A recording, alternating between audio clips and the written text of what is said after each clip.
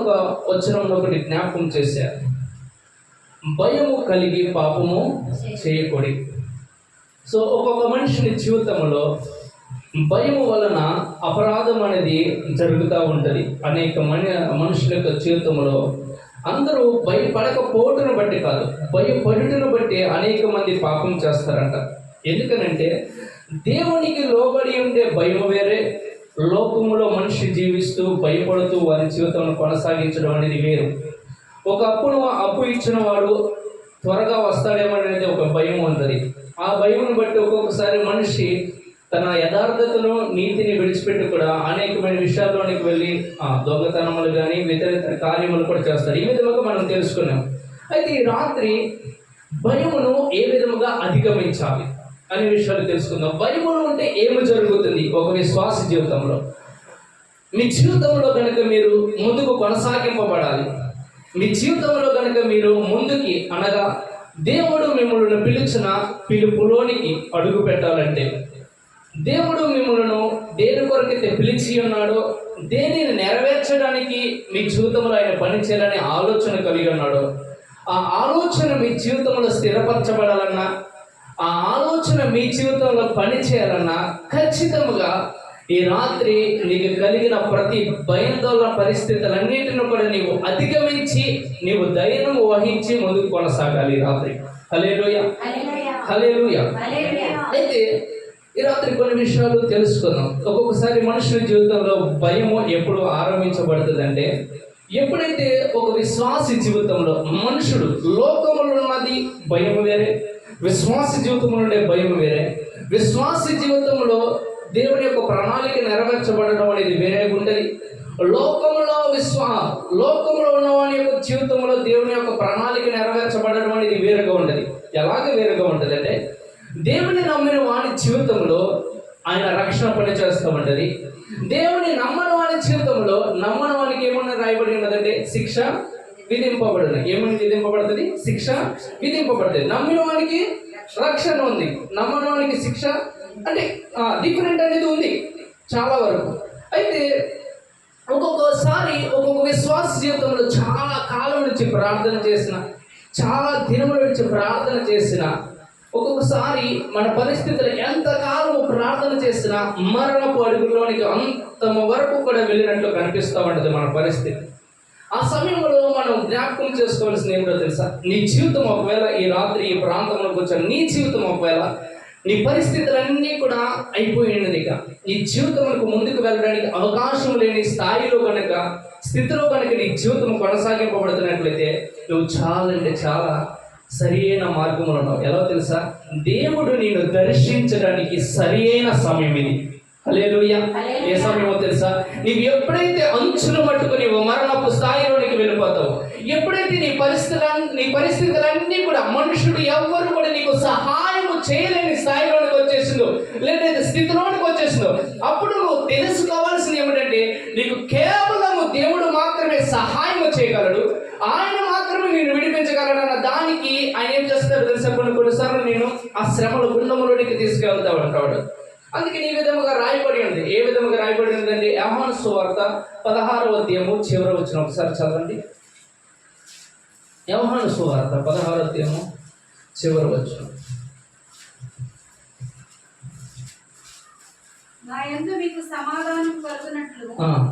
ఈ మాటలు మీకు చెప్పుచున్నాను, లోకములో మీకు శ్రమ కలుగును.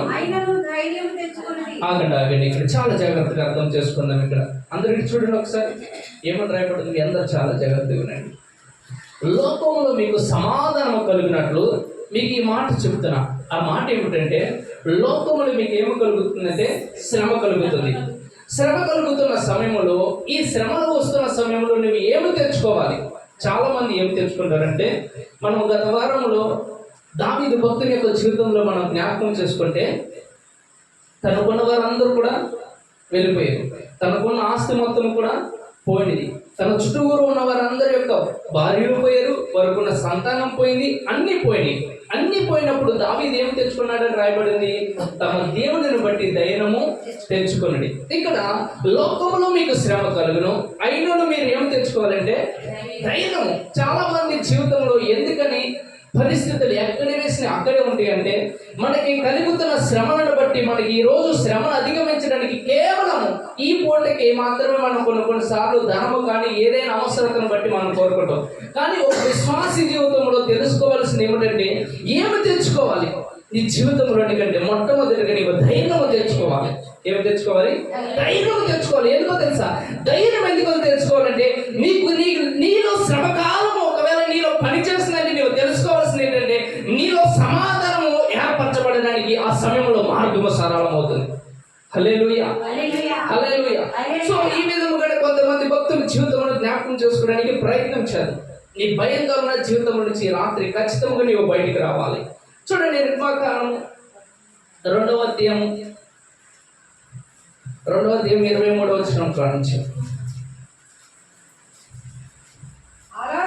అలాగున అనేక దినములు జరిగిన మీదట ఐగుప్తు రాజు చనిపోయిన ఇశ్రాయేలును తాము చేయుచున్న ఎట్టి పనులను బట్టి నిట్టూర్పులు విడుచుచు మొరపెట్టుచుండగా తమ ఎట్టి పనులను బట్టి వారు పెట్టిన మొర దేవుని యొద్దకు చేరెను. కాగా దేవుడు వారి మూలుగులను విని అబ్రహాము ఇస్సాకు యాకోబులతో తాను చేసిన నిబంధనను జ్ఞాపకము చేసుకొనెను. చాలు. ఇక్కడ ఒక సంతానం ఉంది. ఏ సంతానం ఇది? ఇజ్రాయేల్ యొక్క సంతానం. ఈ సంతానములకు తండ్రులు ఎవరంటే అబ్రహాము, ఇస్సాకు, యాకోబు. ఈ ఇస్సాకుని అబ్రహాముని దేవుడు ముందుగా ఏం చేశాడంటే ఏర్పరచుకున్నాడు. ఈ ఏర్పరచుకున్న తర్వాత వీరికి ఒక దినమునకు సంతానం ఇవ్వాలనుకున్నాడు. ఈ సంతానమును ఒక దినమునకు కానాను దేశమునకు తీసుకుని వెళ్ళాలన్నాడు. అయితే ఈ వెళ్ళాల్సిన సమయంలో ముందుగానే అబ్రహాముకి ఒక మాట రాయబడి తెలియపరుస్తాడు. ఏమని తెలియపరుస్తాడంటే దేవుడు, ఇదిగో నీ యొక్క సంతానము నేను 430 సంవత్సరము నేను ఐగుప్తు దేశంలో బానిసత్వంలో ఉంచుతాను. ఈ 430 సంవత్సరములు ఈ బానిసత్వం నుంచి తర్వాత నేను విడిపించి వీరిని కానాను దేశములకు తీసుకువెళ్తాను అంటాడు. అయితే చాలా కాలం వీరి జీవితం బాగానే ఉంది. చాలా కాలం బాగానే ఉంది. అయితే ఒక దినములకు వచ్చేసింది వీరి జీవితం. ఏ కాలానికి వచ్చేసిందంటే, అబ్రహాము గతించిపోయాడు, ఇస్సాకు గతించిపోయాడు, యాకోబు గతించిపోయాడు. యాకోబుకు కన్నా యోసేపు జీవితం కూడా గతించిపోయింది. అందరూ గతించిపోయిన తర్వాత ఇశ్రాయేలు యొక్క జీవితము ఆరంభించబడుతుంది ఇక్కడ భయంకరంగా. ఈ ప్రారంభించబడుతున్న సమయంలో ఇశ్రాయేల్ యొక్క సంఖ్య భయంకరంగా విస్తరిస్తూ ఉంది. ఈజిప్ట్ దేశంలో ఉన్నారు వీరు. ఐగుప్తు దేశం, ఈజిప్ట్. ఇప్పుడు ఇప్పటి కాలంలో కూడా మనం ఈజిప్ట్ అంటే ఎక్కువ ఈజీగా అర్థమవుతుంది. ఈజిప్ట్ దేశంలో ఉన్నారు, ఐగుప్తు దేశంలో ఉన్నారు. వీరు ఐగుప్తు దేశంలో ఉంటూ ఈ ఐగుప్తు దేశంలో ఫరో రాజు అనే ఒక వ్యక్తి ఉన్నాడు. ఈ ఫరో రాజు కంట ఈ ఇశ్రాయేల్ని ఎప్పుడైతే చూస్తున్నాడో ఈ ఇశ్రాయేల్ బట్టి అంట భయము కలిగి ఉన్నది. ఏమి కలిగి ఉన్నది? భయము కలిగి ఉన్నది. ఏమి కలిగి ఉన్నది? ఎందుకని? వీరు బహుగా విస్తరించుతున్నారు కనుక, వీరు మన దేశంలోనికి వచ్చి వీరు బహుగా విస్తరించడం బట్టి వీరు మనలను స్వాధీనపరుచుకుంటారని ముందుగానే ఫరో రాజు ఏం చేస్తాడంటే, వీరిని ఈ విధంగా ఉంచకూడదని వీరిని దాస్యంలోనికి, అనగా వారి ద్వారా కొన్ని పనులను చేయించడానికి ఏర్పాటు చేస్తాడు. ఇటుకలను వీటన్నిటిని చేయడానికి వారందరిని కూడా సిద్ధపరుస్తాడు. ఇలా సిద్ధపరుస్తూ ఉండగా చేస్తూ ఉన్నారు. వీరి జీవితం భయంకరంగా జరుగుతూ ఉంది. ఆ కాలంలో భయంకరముగా వీరి ద్వారా శ్రమలో అనుభవిస్తుండగా, వారందరూ కూడా అనుభవిస్తుండగా వీరికి ఏమనిపించిందో ఏమిటో కానీ, అయ్యా ఈ శ్రమలను మేము అనుభవించలేకపోతున్నాం, ఈ కష్టాలను మేము అనుభవించలేకపోతున్నాం, వీటేటిని కూడా మేము అధిగమించలేకపోతున్నాం కనుక అయ్యా ఏమిటి మమ్మల్ని విడిపించు ప్రభు అని ఎవరిని జ్ఞాపకం చేసుకుంటున్నారంటే దేవుని జ్ఞాపకం చేసుకుంటున్నారు. దేవుని జ్ఞాపకం చేసుకుంటే వారికి ఏడ్చి వారి ప్రార్థన జీవితము కూడా శ్రమలన్నిటిలో అనుభవించి ఆ ఇటుకలను చేయడానికి వారు మట్టిని తొక్కుతూ వారు మూలకడం స్టార్ట్ చేశారు. వారి జీవితంలో వారు మూలకడం స్టార్ట్ చేస్తుంటే ఆ మూలకులు దేవుని దగ్గరికి వెళ్ళిందంట. ఆ మూలుగులు దేవుని దగ్గరికి వెళ్తున్న సమయంలో వీరి పరిస్థితి ఏమిటంటే ఐగుప్తు దేశంలో వీరు భయపడుతూ ఉన్నారు. ఎలా ఉన్నారు వీరు? భయపడుతూ ఉన్నారు. ఐగుప్తు దేశంలో ఇజ్రాయేలు వీరి సంఖ్య నిజమని చెప్పాలంటే లెక్కకు విస్తారమై ఉన్నది. కానీ అయినను వీరు భయపడుతూ ఉన్నారు. భయపడుతూ ఉన్న సమయంలో వీరిని దేవుడు విడిపించాలనుకున్నాడు. విడిపించడానికి మోషేను అహరోను ఏర్పరచుకున్నాడు దేవుడు. మోషేను అహరోను పంపిస్తాడు. దేవుడు పంపించిన తర్వాత మోషే అహరోను వెళ్ళి ఫరో రాజుతో మాట్లాడిన తర్వాత ఒక సంఘటన జరుగుతుంది. నిర్గమకాండము 5వ అధ్యాయం. వెళ్ళి ఫరో రాజుకి ఈ సంభాషణ అంతా చెప్తాడు. అయ్యా, మీరు మమ్మల్ని విడిచిపెట్టాలి, మా దేవుని మేము స్తుతించడానికి బయటికి వెళ్ళాలనుకున్న సమయంలో ఫరో రాజుకి ఇవన్నీ చెప్పిన తర్వాత ఫరో రాజు ఏం చేస్తాడంటే ఇంకొక విషయం మాట్లాడుతూ ఉంటాడు. ఇక్కడ 5వ అధ్యాయం 7వ వచనం. 7 ఇటుకలను చేయటకు ఈ జనులకు గడ్డి ఇయ్యకూడదు. ఇక్కడ ఏమైంది? మీరు నిజమని చెప్పాలంటే వీరు భయంకరమైన శ్రమను అనుభవిస్తా ఉన్నారు. ఇటుకలను చేయటంలో భయంకరంగా కష్టపడుతూ వాటిని ఏంటిని కూడా చేయలేక, ఆ శ్రమను అనుభవించలేక వీరు ప్రార్థన చేసిన ప్రార్థన కూడా లేని స్థితిలో మూలుగుతూ ఉన్న సమయంలో దేవుడు వీరిని దర్శించిన తర్వాత మోషే వెళ్ళి మాట్లాడిన తర్వాత వీరిలో పనిచేయాల్సిన దేవుడు ఎలా మాట్లాడుతున్నాడంటే ఇక్కడ మాట్లాడిన తర్వాత ఫరో ఏమన్నాడంటే, ఇదిగో వీళ్ళందరూ కూడా ఏమనుకున్నారంటే వీళ్ళందరూ వీరికి ఇచ్చిన పని అంతా కూడా పక్కన పెట్టేసి వీరి జీవితంలో ముందుకు నడిపించుకోవాలనుకున్నారు. సో వీరికి ఏం చేస్తారంటే వీరికి ఎవ్వరికి కూడా మీరు గడ్డి మాకండి. మీదట ఇటుకలు చేయడానికి ఏం కావాలంటే ప్రాముఖ్యంగా గడ్డి కావాలి. సో గడ్డి మాకని అంటున్నాడు. ఇంకేమంటున్నాడు? వారు వెళ్ళి ఆమె గడ్డి కూర్చుకొనవలెను. అయినను వారు ఇది వరకు చేసిన ఇటుకల లెక్కనే వారి మీద మోపవలెను. దానిలో ఏ మాత్రమును తక్కువ చేయవలెను. వారు సోమరులు కనుక మేము వెళ్ళి మా దేవునికి బలి అర్పించుటకు సెలవిమ్మని మొరపెట్టుచున్నారు. ఆ మనుషుల చేత ఎక్కువ పని చేయింపవలెను. దానిలో వారు కష్టపడవలెను. అబద్ధపు మాటలను వారు లక్ష్య పెట్టకూడదని. ఇక్కడ ఫరో రాజు ఏం చేస్తారు? వీరు నిజమునకు ఈ శ్రమనే అనుభవించలేక దేవుడిని మొరపెడితే దేవుడు విడిపించడానికి వచ్చిన సమయంలో వీరి జీవితంలో శ్రమ ఎక్కువ అవుతుందా తక్కువ అవుతుందా? ఎక్కువ అవుతుంది. ఏమవుతుంది? శ్రమ అధికమవుతుంది. మీ జీవితంలో మీరు తెలుసుకోవాల్సింది ఏంటో తెలుసు. ఈ రాత్రి మీ జీవితంలో మీరు చాలా కాలం నుంచి ప్రార్థన చేస్తున్నప్పుడు కూడా మీ జీవితంలో సమస్య తగ్గడం లేదు, ఇంకా అధికమవుతుందంటే అర్థమేంటో తెలుసా? దేవుడు మిమ్మల్ని సంపూర్ణంగా విడిపించడానికి సిద్ధపరుస్తున్నాడు. హల్లెలూయా. ఎలాగా? సంపూర్ణముగా. ఒకసారి సంపూర్ణముగా. ఇప్పుడు ఇశ్రాయేలు యొక్క శ్రమను అనుభవించలేక ప్రార్థన చేస్తుంటే ఈ శ్రమనే అనుభవించలేని స్థాయిలో నా విశ్వాసుల యొక్క జీవితంలో దేవుడు కదలడానికి పనిచేస్తున్న సమయంలో ఫరో రాజు ఏమన్నాడంటే, ఇంకా వీరిని ఇబ్బంది పెట్టండి. వీళ్ళకి సమస్య ఏమైంది? ఇంకా అధికమైంది. ఏమైంది? ఇంకా కూడా అధికమైంది. చూడండి, మీ జీవితంలో ఈ రాత్రి ఈ విషయాన్ని తెలుసుకోవాలి. మీ ప్రార్థన జీవితంలో మీరు శ్రమను అధిగమించడానికి మీరు ప్రయత్నం చేస్తున్నట్లయితే మీ సమస్య ముగించే ముందర మీ జీవితంలో ఆ సమస్య కొంచెం మిమ్మల్ని ఏం చేస్తుంది తెలుసా? చావులకు లోనైన స్థాయిలోనే అక్కడ తీసుకెళ్ళిపోవచ్చు ఒక్కొక్కసారి. అయినాను మీరు ఏం చేయాలి తెలుసా? ధైర్యం వహించాలి. రాత్రి ఏం చేయాలి? ధైర్యము తెచ్చుకోవాలి. మరణ పంచుగండంలోనికి వెళ్ళినప్పుడు కూడా, శ్రమలో నీ జీవితంలో నేను నాశనంలోనికి తీసుకువెళ్తున్నప్పుడు కూడా నీవు ఏమి తెలుసుకోవాలి? ఏమి చేయాలంటే నువ్వు ఖచ్చితంగా నీ జీవితంలో ధైర్యము తెచ్చుకోవాలి. నీవు ధైర్యము తెచ్చుకుంటే ఏమవుతుంది తెలుసా? నీ జీవితంలో నీవు ఎప్పుడైతే భయపడకుండా నీ జీవితంలో కొనసాగిస్తావో నీ జీవితంలో దేవుడు పని చేయడానికి చాలా అంటే చాలా త్వరగా పనిచేస్తుంది. ఇప్పటి కాలం కనుక మనం ఆలోచించేస్తే మనుషుడిని ఆ కాలంలో ఇజ్రాయేల్ దగ్గరికి వెళ్ళి నేను ఈ వాక్యము సిద్ధపరుస్తున్న సమయంలో దేవుడు నేను ఆలోచిస్తూ ఉన్నాను ఈ విధంగా. ఇజ్రాయేల్ ఆ కాలంలో ప్రభువా వారు మనుషులను బట్టే భయపడ్డారు. ఎవరిని బట్టి? మనుషులను బట్టే. ఆ కాలంలో వారు అయ్యా ఇదిగో తండ్రి ప్రభు ఫరో రాజున్నాడు, వీరు హతమారుస్తారని భయపడ్డారు. కానీ ఈ కాలంలో చూస్తే ప్రతి మనిషి కూడా చీమకి భయపడతాడు, దోమకి భయపడతాడు, ప్రతి దానికి బొద్దింకకి కానీ లేదంటే ఇంకేమున్నాయి భయపడేవి అన్నిటికీ. మనుషులు దేనికి భయపడదంటే ఏమీ కూడా లేదు. కానీ ఈ విషయం ఎప్పుడు రాయబడింది తెలుసు? ఆదికాండము 9వ అధ్యాయం 2వ వచనం ఒకసారి దీన్ని ఒకసారి. ఆదికాండము 9వ అధ్యాయం 2వ వచనం. ఆదికాండము మీ భయమును మీ బెదురును ఎవరికి వేస్తున్నాడంటే ఇప్పుడు దేవుడు? మీ భయమును మీ బెదురును అడవి జంతువులందరికీ, ఆకాశ పక్షులన్నిటికీ, నేల మీద ప్రాకు ప్రతి పురుగును సముద్రపు చేపలన్నిటికీ అంటే ఇక్కడ చాలా జాగ్రత్తగా అర్థం చేసుకోండి. ఇప్పుడు ఇశ్రాయేలు ఐగుప్తులోని ఇశ్రాయేలు ఎవరికి భయపడుతూ ఉన్నారంటే వాళ్ళు నిజంగా చెప్పాలంటే ఫరో రాజుకు భయపడుతున్నారు, మనుషులకు భయపడుతున్నారు. ఎందుకంటే వాళ్ళు యుద్ధము చేయవారు కనుక వీరిని హతమారుస్తారని భయపడుతున్నారు. ఇప్పటి కాలంలో మనం కనుక మన జీవితంలో కనుక ఆలోచన చేస్తే ఈ వచనం చాలా క్లియర్ గా చెబుతుంది. నిజమునకు చెప్పాలంటే దేవుడు ఏమన్నాడు, ఎందుకో మీకు కలిగిన భయము నేను ఎవరికి ఇస్తున్నాను తెలుసా, మీకు కలిగిన బెదురు నేను ఎవరికి ఇస్తున్నాను తెలుసా, భూమి మీద పాపం ప్రతి పురుగుకి ఇస్తున్నాను, భూమి మీద ఉండే ప్రతి జంతువుకి ఇస్తున్నాను. కానీ మనల్ని భయపెట్టేది ఏంటి? కుక్క భయపడుతుంది, కోత భయపడుతుంది, అన్ని భయపడతాయి లేదా? ప్రతి మనిషిని ప్రతిదీ కూడా భయపడుతుంది, ప్రతిదీ కూడా భయపడుతుంది.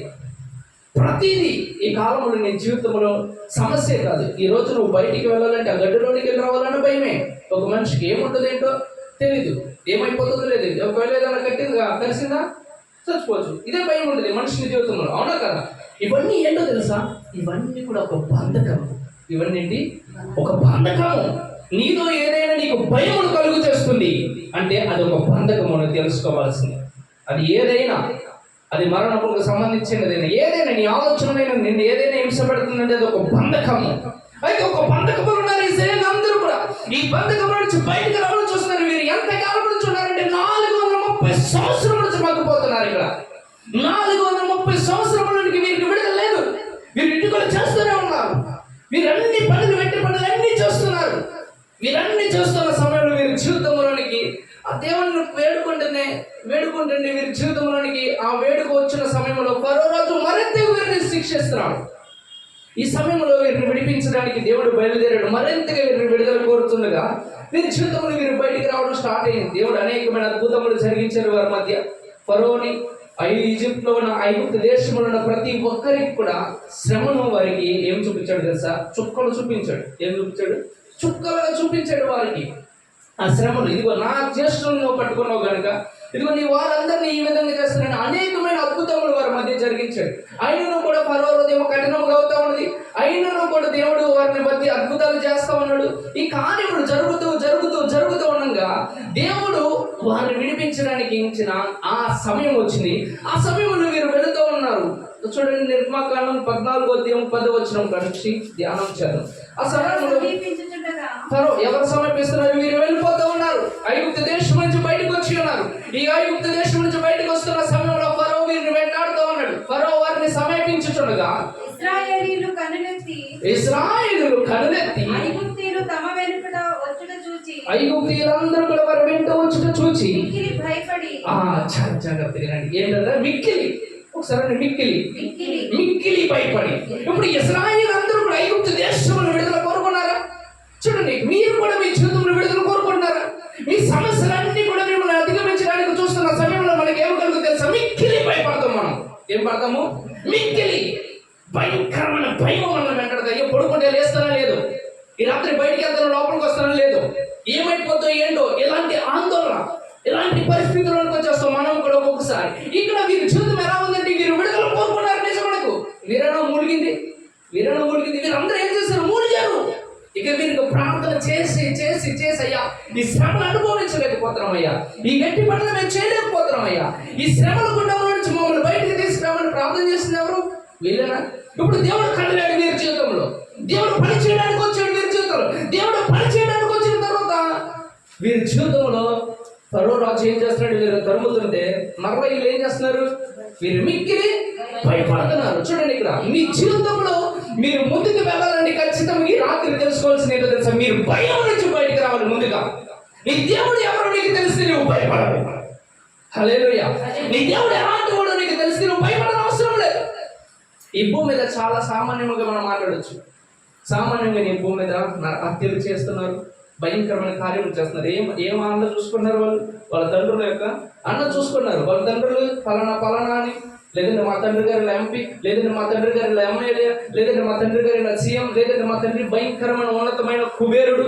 వారి కలిగిన వాటిని బట్టి, ధనమును బట్టి ఏం చేసుకుంటారు? వాళ్ళు ధైర్యం తెచ్చుకున్నారు. అవునా కదా? నా మాటలు అర్థమైతే ఏం తెచ్చుకున్నారు వాళ్ళు? ధైర్యం. దేని బట్టి? ధనమును బట్టి, స్థాయిని బట్టి. అవునా? ఇప్పుడు నీ దేవుడు ఎలాంటి వాడు? నీ దేవుని బట్టి నీకేమో కలుగుతుంది రాత్రి. ఇప్పుడు ఈ దేవుడు ఈ ఐగుప్తు దేశంలో ఇశ్రాయేలు జీవితంలో పని చేయడానికి వచ్చిన సమయంలో ఉన్నప్పుడు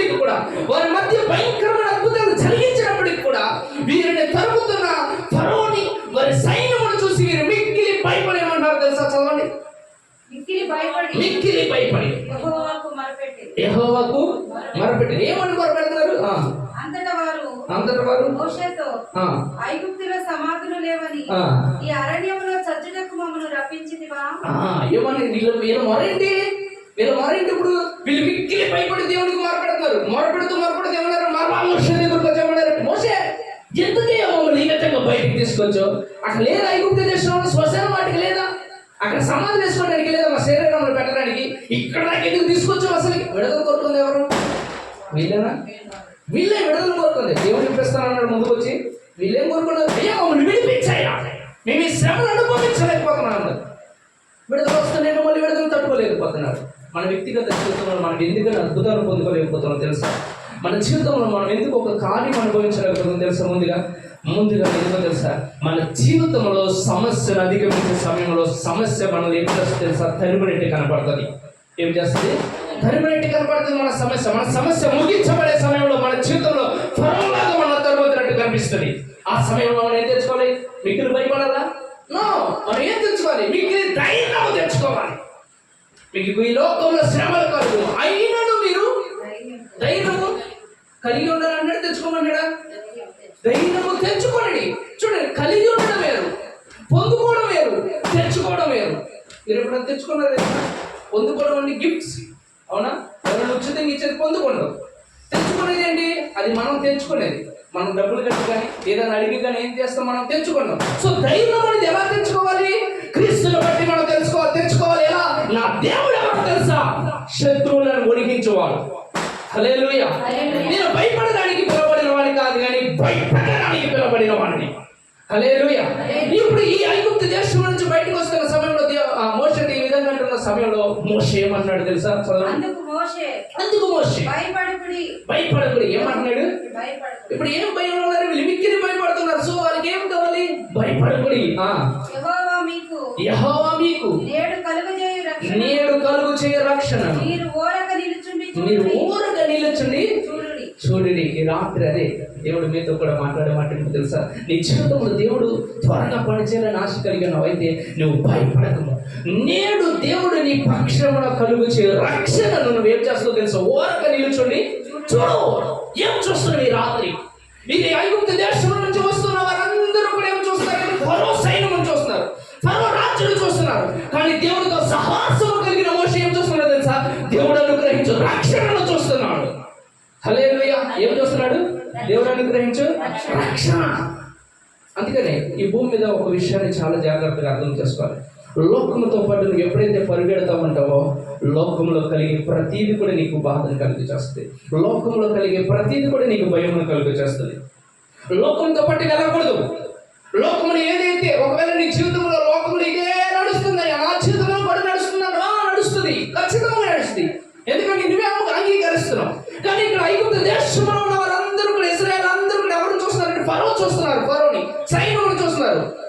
వారు నాశనం చేయడానికి వస్తుంది. వీరికి ఏం కలిగింది? నిజంగా చెప్పాలంటే భయం కలిగింది, అవునా?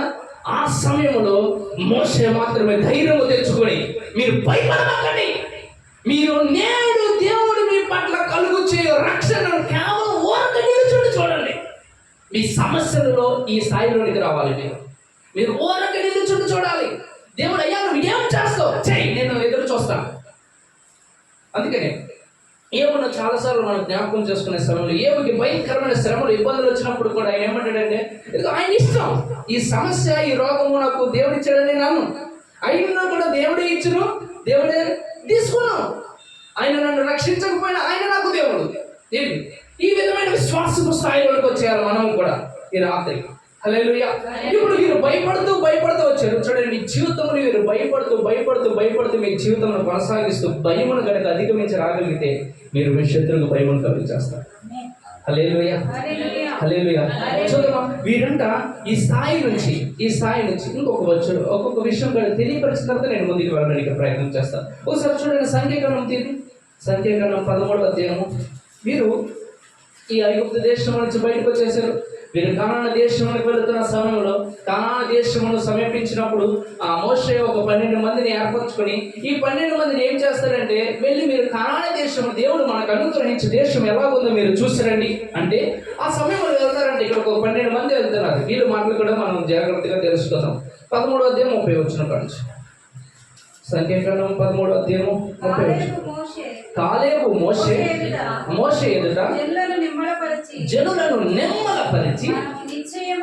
మనము నిశ్చయముగా వెలుదుము, దానిని స్వాధీనపరచుకుందాము, దానిని జయించుటకు మన శక్తి చాలునను. అయితే అతనితో కూడా పోయిన ఆ మనుషులు ఆగండి, ఇక్కడ చాలా జాగ్రత్తగా అర్థం చేసుకోండి. ఇప్పుడు ఎంతమంది వెళ్ళారు అన్నాను ఇక్కడ? చాలా చూడండి ఒకసారి, ఎంతమంది వెళ్ళారు ఇక్కడ? 12 మంది. ఎంతమంది? 12 మంది. ఈ 12 మందిలో ఒక ఇద్దరు ఉన్నారు. ఈ ఇద్దరు పేర్లు ఏంటంటే యెహోషువ, కాలేబు. ఈ ఇద్దరు వీళ్ళు ఏమన్నారంటే, అక్కడ భయంకరమైన చాలా మంది జనాలు ఉన్నారంట. వాళ్ళందరూ ఇక్కడ ఏమైనా ఉన్నారంటే అధిక ద్రేహులై ఉన్నారు, మంచి బలము కలిగిన వారు, బలిష్టమైన వారంట. ఈ బలిష్టమైన వారందరూ కూడా వీరు చూసి ఏమంటారంటే, వీళ్ళందరినీ చూసినప్పుడు కూడా వీళ్ళు ఏమి విశ్వాసంతో మాట్లాడుతారంటే, కాలేబు యెహోషువ ఏమంటాడంటే మోషే ఎదుట నిలబడి, దేవుడు వీరిని జయించడానికి మనకి సహాయం చేస్తాడు కనుక వీరిని జయించడానికి మనకి సహాయము చాలు అంటున్నారు. ఆ సమయంలో కర్మ 10 మంది, మిగిలిన 10 మంది ఇంకొక మాట మాట్లాడుతున్నారు. ఏమన్నారు చదవండి. అయితే అతనితో కూడిన వెళ్ళిన మనుషులు, ఆ జనులు ఇప్పుడు యెహోషువ, కాలేబు వీరందరూ కూడా కలిసి వెళ్ళారు. వీళ్ళందరూ వెళ్ళినప్పుడు వీరందరికీ బలవంతులుగా, బలిశ్రేష్ఠులుగానే కనిపించారు, కరెక్టే. కానీ వీళ్ళందరూ మాట్లాడినట్టు యెహోషువ, కాలేబు మాట్లాడతలేదు. కానీ వీళ్ళేమన్నారు, వాళ్ళందరూ కూడా మనకంటే బలవంతులు, వీళ్ళేమన్నారు, మనం వాళ్ళని అధిగమించడానికి మనకు సహాయం చాలు, సామర్థ్యం చాలు అన్నారు. ఇంకా మరియు వారు తాము సంచరించి చూసిన దేశమును గురించి ఇశ్రాయేలీయులతో చెడ్డ సమాచారం చెప్పి మేము సంచరించి చూసిన దేశము తన నివాసులను భక్షించు దేశం. ఏం దేశం ఉంటది? అంటే మనం ఎవరు, మనందరం కూడా ఏం చేస్తారు సార్? భక్షించడం అంటే ఏంటి? తినేస్తారంట. ఏం చేస్తారు? తినేస్తారు. బ్రతకుండగానే తినేస్తారంట. అలాంటి వారంట ఎక్కడున్నారు? ఇప్పుడు కానాను దేశంలో ఉన్నారు. ఎక్కడున్నారు వీళ్ళు? కానాను దేశంలో ఉన్నారు. వీరందరూ కూడా ఒకలాగా మాట్లాడుతారు. వీళ్ళు ఏమన్నారంటే, అక్కడ ఉన్నతమైన ద్రేహులు ఉన్నారు కనుక వాళ్ళందరూ కూడా మనందరూ ఎలాంటి చేస్తారు తెలుసా? బలిష్టమైన వారు, బలవంతులు కనుక మనందరూ ఏం చేస్తారంటే వాళ్ళు భక్షించేస్తారంటారు. ఇంకేమంటున్నారు? దానిలో మనకు కనబడిన జనులందరూ ఉన్నత ద్రేహులు అక్కడ సంబంధులైన అనాకు వంశపలి నెఫీలీయులను చూచితిమి.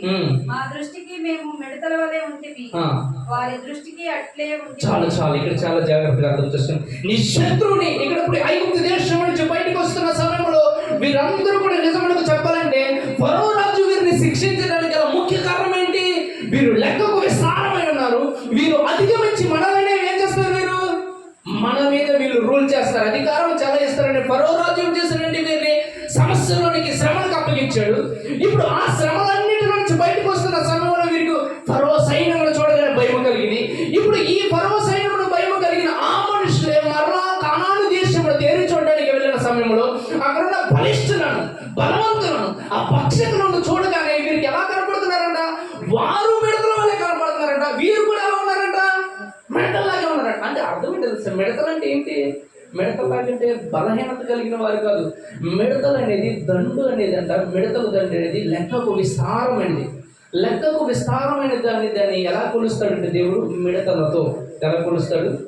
మిడతలతో. అంటే ఎలా ఉన్నారు తెలుసు? అక్కడ ఉన్నత దేహులు, నెఫాలీలు ఉన్నారు, బలవంతులు ఉన్నారు. కానీ వాళ్ళు ఎలా ఉన్నారంట? మిడతల వల్లే కనపడతారు. కానీ వీళ్ళ దృష్టికి వీళ్ళు ఎలా కనపడుతున్నారంటే వీళ్ళు కూడా మిడతల్లాగే కనపడుతున్నారు. ఇప్పుడు మనం సాధారణంగా ఈ భూమి మీద ఉన్నప్పుడు మనం మాట్లాడతాం. ఏదైనా గొడవలు కానీ ఏదైనా జరిగినాయి అనుకోండి, అరే మీరు 10 మంది ఉన్నారు, నేను ఒక్కనే ఉన్నా, ఒక్కనైనా కొట్టలేను నేను అంటారా? నేను ఒక్కనైనా కొట్టగలుగుతారు కదా, ఎందుకని కనీసం ఒక్కనైనా కొడతాను, నేను ఒక్కనే ఉన్నాను కాబట్టి అనుకుంటారా? ఇప్పుడు మిడతల వల్ల ఉన్న వీరు మిడతల మీదకి వెళ్ళినప్పుడు ఒక్కరు కొట్టుకుని ఏమైంది? జయించడానికి సామర్థ్యం కలిగిందా? అందుకని చాలా జాగ్రత్తగా ఉండాలి. నీవు భయపెట్టేది ఏంటో తెలుసా? నీవు చూసేదే. నీవు ఏదైతే చూస్తావో నీ జీవితంలో అది నేను భయపడతామంటది. నీ సమస్యను చూస్తే నీ సమస్యను చేస్తే నేను భయపడుతుంది. అవునా కదా? నీ ఇబ్బందులు చూస్తే నీకేమో కలుగుతుంది? భయం కలుగుతుంది. ధైర్యం ఎలా కలుస్తుంది? కలగనే కలగదు. అయినా ఏం తెచ్చుకోవాలి? ఒక బాబు మీకు సమాధానం కలుగునట్లు ఈ భూమి మీద ఒక మాట చెప్తున్నాను ఏంటంటే, ఈ లోకంలో మీకు శ్రమ కలుగున అయినా మీరు ఏం తెచ్చుకోవాలంటే వడ్డీకి తెచ్చుకున్నట్టు మీరు ధైర్యం తెచ్చుకోవాలి దేవుని దగ్గర నుంచి. హల్లెలూయా. దేవుని బట్టి తెలుసుకోవాలి. ఎప్పుడైతే నువ్వు ధైర్యం తెచ్చుకుంటావో ఆ ఉన్నత దేవుడు ఏమవుతారో తెలిసి నీ ఎదురు నుండి పారిపోతారు. హల్లెలూయా. అందుకని మనం వచ్చినప్పుడు చాలా జాగ్రత్తగా అర్థం చేసుకోవాలి. చూడండి సామెతల గ్రంథం 28వ అధ్యాయం మొదటి వచనం. 28వ అధ్యాయం మొదటి వచనం. ఎవడును తరమకుండానే దుష్టుడు పారిపోవును. అబ్బా, ఎవరు పారిపోతాడంట? దుష్టుడు. ఈ రాత్రి నీ జీవితంలో నిలబడిన దుష్టుడు పారిపోవాలంటే ఏం చేయాలంటే, ఎవడు తరమకుండానే దుష్టుడు వాడంతటా వాడే పారిపోతాడు. నీతిమంతులు సింహము వలె ధైర్యముగా ఏం తెచ్చుకోవాలి? ఇప్పుడు సింహం అంటే ధైర్యము తెచ్చుకోవాలి ఈ రాత్రి. ఎందుకు తెలుసు? నేను నాశనం చేయడానికి నిలబడిన దుష్టుడు పారిపోవాలంటే నీవు ఖచ్చితంగా ఈ రాత్రి ఏం తెచ్చుకోవాల్సింది? ధైర్యము తెచ్చుకోవాల్సిందే. హల్లెలూయా, హల్లెలూయా. చూద్దాము. ఇప్పుడు ఇంత భయపడిన వారంట దేవుడు అద్భుతకరమైన రీతిలో వాడుకోవడం స్టార్ట్ చేశారు. ఇప్పుడు ఇంకొక లెవెల్కి వెళ్దాం. ఇప్పుడు నుంచి వినే వర్తమానం మామూలు వర్తమానం కాదు. నిజం చెప్తా. ఏ ఇశ్రాయేల్ అయితే భయము చేత వారి జీవితాన్ని కొనసాగిస్తూ ఉన్నారు, అలాంటి ఇశ్రాయేలు కనాను దేశములకు సమీపించినప్పటి నుంచి ఏమి జరుగుతుందో తెలుసా? చూడండి, యెహోషువ గ్రంథం 6వ అధ్యాయం మొదటి వచనం. యెహోషువ గ్రంథం 6వ అధ్యాయం మొదటి వచనం.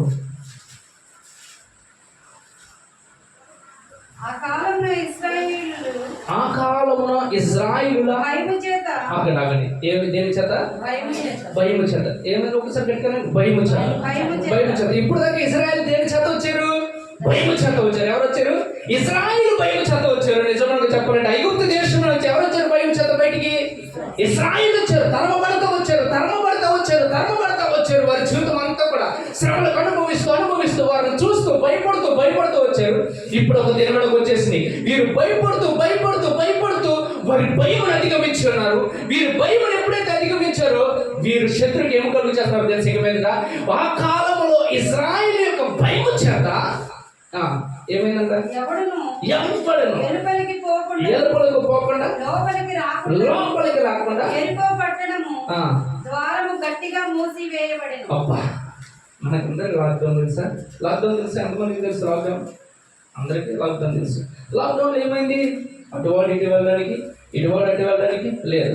ఆ ఇంట్లో ఈ ఇంట్లో చూసుకోవడానికి లేదు, ఈ ఇంట్లో ఆ ఇంట్లో చూసుకోవడానికి లేదు. కనీసం బయటకు వచ్చి మాట్లాడుకోవడానికి కూడా అవకాశము లేదు. ఏముంది ఆ కాలంలో? మరణ భయం. ఏం భయం ఉంది? ఉందా కదా? మరణ భయం ఉందా లేదా? ఆ టైంలో మరణం అనేది భయం అనేది ఏం చేసింది? తాండమాడింది, శాసించింది కరోనా టైంలో. ఇప్పుడు ఇశ్రాయేలు నడుచుకుంటా వెళ్తున్నారు ఐగుప్తు దేశంలో నుంచి. వీరు భయపడుతూ 430 సంవత్సరాలు భయపడుతూ వారి జీవితాన్ని మగ్గిపోతూ శ్రమలన్నింటిని కూడా అనుభవించి ఆ భయముతోనే వారు ముందుకు అడుగు వేస్తూ దేవుని ఆధారం చేసుకుని నడుస్తూ వచ్చుతుండగా ఈ భయం ఏమైపోయింది తెలుసా? వీరి భయం అధిగమించిన తర్వాత వీరి వలన భయం కలగడం స్టార్ట్ అయింది. ఇక హల్లెలూయా. ఏమైందంటే ఇశ్రాయేలు నడుస్తుంటే ఎవరికి భయం వచ్చింది? ఇప్పుడు ఎరుకో పట్టణం వారికి భయం వచ్చేసింది. ఎవరికి వచ్చింది? ఎరుకో పట్టణం వారికి. ఎందుకని వచ్చింది? ఇశ్రాయేలు ఎక్కడ? ఇశ్రాయేలు పక్షంలో ఎవరున్నారు? దేవుడు ఉన్నాడు. హల్లెలూయా. ఇప్పుడు ఇశ్రాయేలు నడుస్తుంటే ఎరుకో పట్టణం వారు ఎలా భయపడేవారంటే వారు అందరూ కూడా తలుపులు వేసుకున్నారంట. వీడు అవతలవాడు యువతలకు రావడానికి వెళ్ళలేదు, యువతలవాడు అవతలకి వెళ్ళడానికి వీళ్ళలేదు. మీకు ఈ రాత్రి ఒక మంచి మాట చెప్తారా? ఈ మాట ఎన్నడూ కూడా మర్చిపోకండి. మీరు ఎప్పుడైతే భయం అధిగమిస్తారో, మీరు ఎప్పుడైతే భయంకరమైన ఆ భయం అధిగమిస్తారో, మిమ్మల్ని భయపెడుతున్న వాడిని మీరు భయపడటం మాత్రమే కాదు, మీరు నడుస్తుంటే మీ శత్రువు ఏం చేస్తారంటే వాడంతటా వాడే తలుపు మూసుకుంటాడు. హల్లెలూయా. మీ జీవితంలో ఏ సమస్య అయితే మిమ్మల్ని భయపడుతుందో ఆ సమస్య రాత్రి నజరేయుడైన యేసుక్రీస్తు నామములో అదంతటా అదే తలుపు మూసుకొనును గాక. ఆమేన్. It's not easy. నువ్వు సామాన్యమైన విశ్వాసి కాదు. నువ్వు సామాన్యమైన విశ్వాసిగా నీ జీవితాన్ని చూసుకుంటే నువ్వు శ్రమను అధిగమించలేవు. నువ్వు యేసుక్రీస్తు ఈ భూమి మీదకి వచ్చేంత వరకు కూడా శ్రమలోనే వెళ్తావు తప్ప ఆ భయంతో కలిగిన జీవితంలో జీవిస్తావు తప్ప నువ్వు భయం అధిగమించలేవు. అందుకే నీవు ఈ రాత్రి విశ్వాసపు స్థాయిని పెంచుకోవాలి, నీ నమ్మికను పెంచుకోవాలి, నీ ధైర్యాన్ని పెంచుకోవాలి. తెచ్చుకో. దేవుడి దగ్గర గురించి ధైర్యం తెచ్చుకో, దేవుని బట్టి ధైర్యం తెచ్చుకో. నీ శత్రువుని భయపెట్టేవాడికి నువ్వు మార్చబడి రాత్రి. హల్లెలూయా. లేకపోతే ఆ చీకటిని చూసి భయపడాలి, ఆ దొంగను చూసి భయపడాలి, ఆ బల్లిని చూసి భయపడాలి, ఆ బొద్దింకను చూసి భయపడాలి, అన్నిటిని చూసి భయపడతావు, ప్రతి దానికి భయపడతావు. ఎందుకు భయపడుతున్నావు? ఎందుకు భయపడుతున్నావు అంటే నీ పట్ల దేవుడు ఏ రక్షణ కలిగి ఉన్నాడు ఆ రక్షణ జ్ఞాపకం చేసుకోలేకపోతున్నావు. అప్పుడు ఇజ్రాయేల్ దేవుడు భయపడతామాకండి, నేను దేవుడు కలిగించే రక్షణ మీరు ఏం చేస్తారు? ఓరక నిలుచుండి చూడు. ఈ రాత్రి నీ జీవితంలో కూడా అదే రక్షణ నిలబడి ఉన్నది, అదే రక్షణ నీతో కూడా ఏం చెప్పింది? ఓరక నిలుచుండి చూడు, ఓరక నిలుచుండి చూడు. హల్లెలూయా. ఇంకొక చోటుకి వెళ్దాం. ఇప్పుడు ఒక పట్టణం ఏమైంది? వారంతటి వాళ్ళే తలుపు మూసుకున్నారంట. తీసుకున్నారా? ఏ పట్టణం అది? ఎరుకో. ఎవరు భయం చేత? ఇజ్రాయేల్. ఒకసారి ఎవరు భయం చేత? ఈ రాత్రి నీ భయం చేత నీ శత్రువు మూసుకోవాలి తలుపు. నీ శత్రువు మూసుకోవాలి ఈ రాత్రి. ఇంకొక చోటుకి వెళ్దాం. యెహోషువ గ్రంథం 30వ అధ్యాయం మొదటి వచనం. మొదటి వచనం ఒకసారి చదవండి. ఎక్కడికి వెళ్తున్నాడు యెహోషువ? ఇప్పుడు చదవండి. ఆయన్ని పట్టుకున్న సంగతి అతడు ఎరుకోను దాని రాజును ఏం చేసినట్ట? నిర్మూలన చేసిన సంగతి.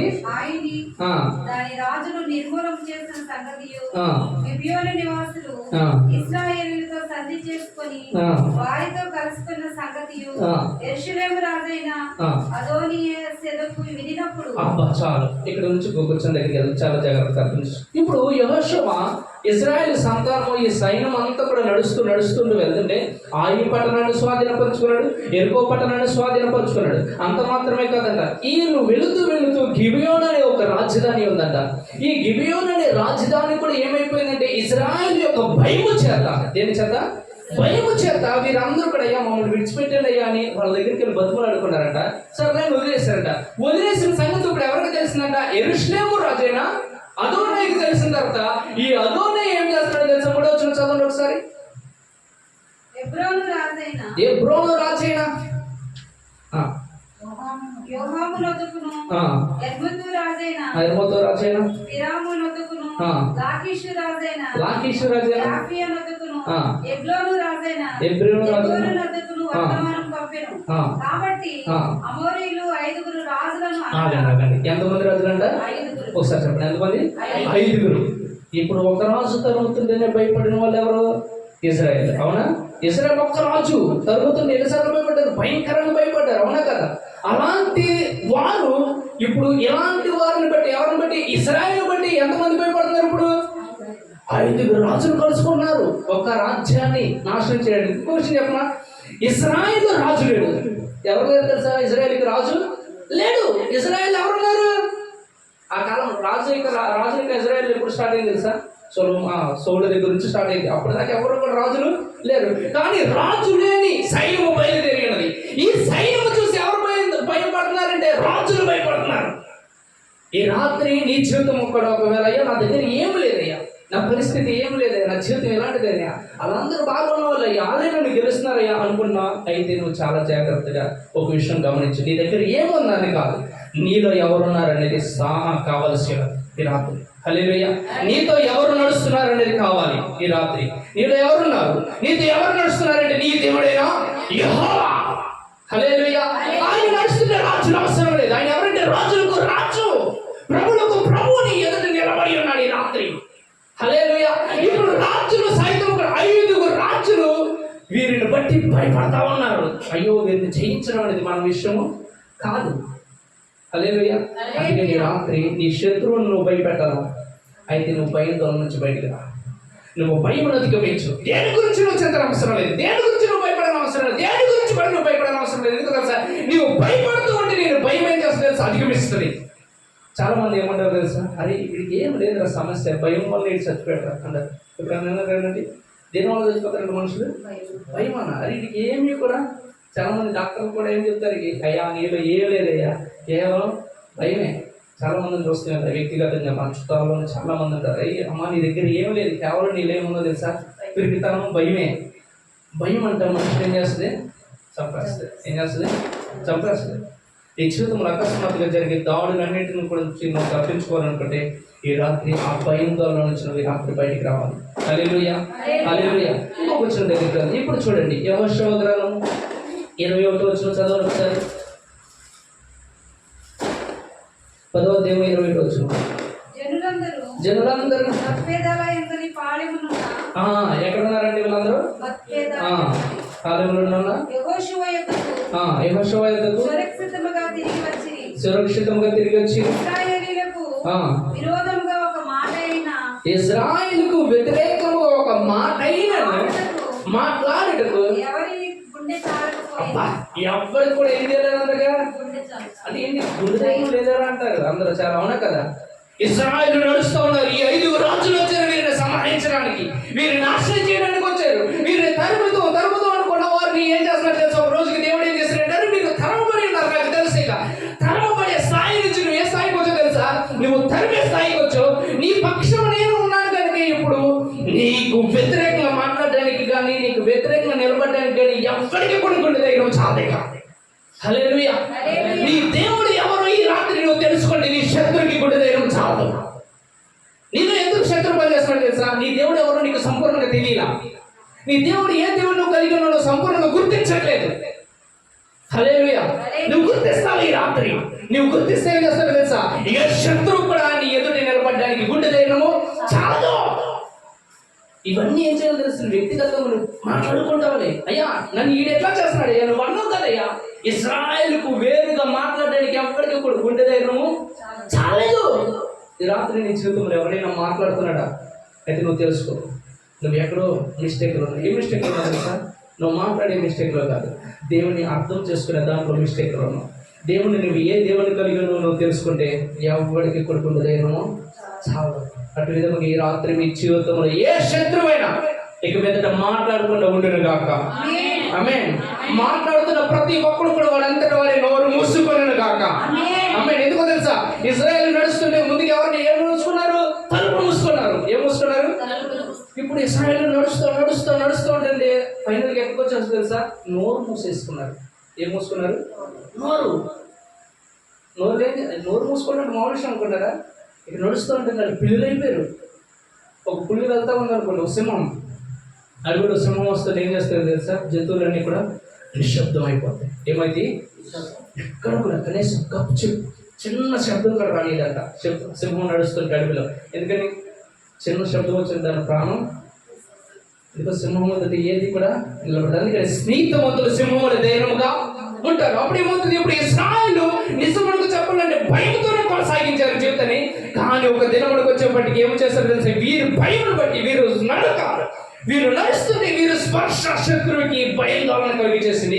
వారంతటి వారే తలుపు మూసుకున్నవారు ఒకరైతే ఇంకొకరు ఏమో వీరు ఎదుట నిలబడడానికి కాదు మాత్రమే కాదు, వీరికి వ్యతిరేకంగా మాట్లాడడానికి కూడా మనకు సహాయం కానీ సామర్థ్యం కానీ లేదు. ఇప్పుడు ఎంతమంది రాజులు ఉన్నారు ఇక్కడ? 5 రాజులు. ఎంతమంది రాజులు? 5 రాజులు ఇశ్రాయేలుకి వ్యతిరేకంగా మాట్లాడడానికి గుండె ధైర్యము. 5 రాజ్యాలకు సంబంధించిన రాజ్యంలో ఉన్న జనాభా లెక్కేస్తే వీరందరిని అధిగమించిన వాళ్ళే ఉంటారు కదా. ఇశ్రాయేలు యొక్క సైన్యములకు మించిన జనాభా ఎవరి దగ్గర ఉందో తెలుసా? 5 రాజ్యముల దగ్గర ఉంది. ఆ 5 రాజ్యములు అందరూ కూడా ఇశ్రాయేలు నడకలు బట్టి వారందరూ కూడా మౌనంగా అయిపోయారంట. హల్లెలూయా, హల్లెలూయా. ఈ రాత్రి దేవుడు నీ జీవితం అలా పనిచేయాలని ఇష్టపడుతున్నాడు. శత్రువుకు భయపడాలని నిన్ను భయపెట్టాలని అనుకోవట్లేదు ఆయన. నీవు నడుస్తుంటే శత్రువు నోరు మూసేయాలని చూస్తున్నాడు ఆయన. హల్లెలూయా. శత్రువును మూసేయాలా? నీకు వ్యతిరేకంగా మాట్లాడుతున్న వాని యొక్క నోరు మూసేయాలా? అయితే నువ్వు తెలుసుకోవాల్సింది ఏం తెలుసా? దేవుడు నీ పక్షం ఏ విధంగా ఉన్నాడో ఈ రాత్రి తెలుసుకోవాలి. హల్లెలూయా. చూడండి 25వ వచనం కూడా జ్ఞాపకం చేసుకుందాం ఒకసారి. అప్పుడు యెహోషువ వారితో భయపడకుడి, జడియకుడి, దృఢత్వము వహించి ధైర్యముగా నుండుడి. మీరు ఎవరితో యుద్ధము చేయుదురో ఆ శత్రువులకందరికి యెహోవా వీరికి చేసినట్లు చేయును. అబ్బా, ఇక ఏమన్నాడు తెలుసా? యెహోషువ వీటన్నిటిని చూసి ఏమన్నాడు తెలుసా? వీడు ఏ విధంగా అయితే నోరు మూసుకున్నాడు, వీళ్ళు ఏ విధంగా అయితే తలుపు మూసుకున్నారు, మీరు ఏ ప్రాంతానికి వెళ్ళినా వారందరూ కూడా ఇదే విధంగా అయిపోతారు. ఇక హల్లెలూయా. ఈ రాత్రి మీరు ఈ ప్రాంతంలో భయపడుతూ వచ్చారేమో, కానీ మీరు వెళుతుంటే వాడంతటి వాడే మూసుకోపోతున్నాడు ఇక తలుపు. హల్లెలూయా. వాడంతటి వాడే నోరు మూసుకోపోతున్నాడు ఇక. మీకు వ్యతిరేకంగా ఎవరైతే మాట్లాడడానికి వస్తున్నారో వాళ్ళంతా వాళ్ళే నోరు మూసుకోబోతున్నాడు ఇక. హల్లెలూయా. మీరు ఈ ప్రాంతానికి వచ్చినట్టు వెళ్ళడానికి తిరిగి వెళ్ళడానికి రాకూడదు ఇక. ఈ ప్రాంతంలో స్పెషల్ ఉంది. ఆ స్పెషల్ అంటే తెలుసా? ఈ ప్రాంతంలో ఖచ్చితంగా నీతో దేవుడు మాటలే మాట్లాడతాడు, ఖచ్చితంగా ముఖాముఖిగానే మాట్లాడతాడు ఆయన. హల్లెలూయా. ఏదో సాదా నేను ఈ పరిచయంలోకి వచ్చిన సమయంలో నేను సాదా సీదా ఏదో నార్మల్గా అయ్యా ఈ భూమి మీద ఏదో కష్టాలు వస్తాయి, ఇబ్బందులు వస్తాయి, వాటన్నింటిని కూడా అనుభవిస్తూ మీ జీవితాన్ని విశ్వాసయాత్రను కొనసాగించాలని చెప్పడానికి ఈ పరిచయంలోనికి నేను రాలేదు. దేవుడు నన్ను విధంగా పిలిచాడు. నేను ఏమన్నా తెలుసా స్టార్టింగ్లో, అయ్యా నేను ఇలాంటి సేవలోనికి అయితే నేను రానయ్యా. సాదా సీదాగా అందరు ఇలాగే చెప్తా ఉన్నారు, వారి జీవితంలో కొనసాగిస్తూ ఉన్నారు, గతించిపోతున్నారు, వస్తున్నారు, పుడుతున్నారు, వారి పరిచయం జరిగిస్తున్నారు, వెళ్ళిపోతున్నారు. నేను ఆ విధంగా ఉండడానికి వీల్లేదయ్యా. నా పరిచయం కొత్తగా చేయండి, నా పరిచయం